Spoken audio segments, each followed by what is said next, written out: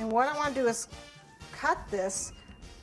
It's going to be about 8 inches long, which I'll measure in a minute, but I want it about 1.5 inches wide, and the easiest way for me to cut it is by using my little rolly pin here. I can't remember what 1.5 inches is on this thing, so I got my little ruler. 1.5 inches. Let's see, it's not wide enough. That's 1.5 right there.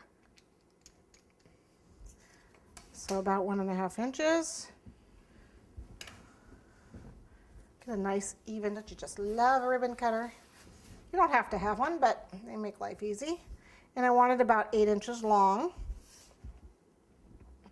So with my tool, pizza cutter, be easier on this, about 8 inches. Okay. Now, you want to keep that from drying out. So let me put that in. I've got a little bag right here. Let me stick it in my bag.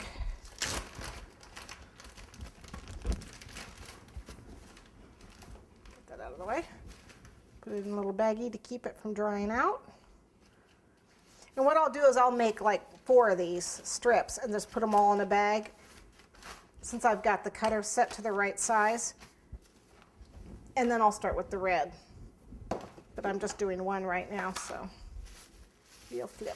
Okay, so here's red fondant.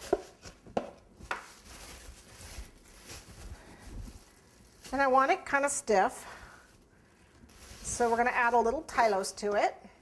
Make some modeling paste. And again, this is what you can do with white fondant too. Same thing, you would just add Tylose to it if you don't have gum paste. Just makes it so it stretches better. Okay, so just a tiny little bit. It's normally what, a teaspoon to a pound or a cup or something like that. You don't need much. So I'm just going to shake just a little bit on here. Some people actually just dip it in, which would also work. I only need a tiny little bit. That's probably even too much because I only have a little tiny bit here. And it gets firmer. The longer it sits in the fondant, the firmer it gets.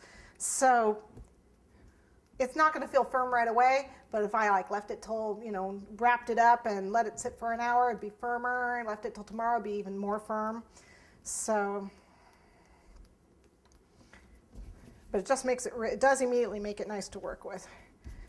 Okay, so we're going to go ahead. And again, we want an 8-inch strip. But this, I only need one red. I'm going to make 2 red stripes. One is going to be 5/8 of an inch, and the other is going to be about 1/4 of an inch. Okay.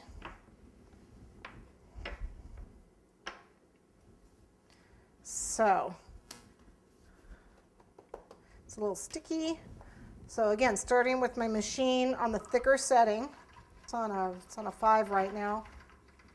We'll probably roll it down to a 4 or a 3, probably a 3. Get it nice and thin.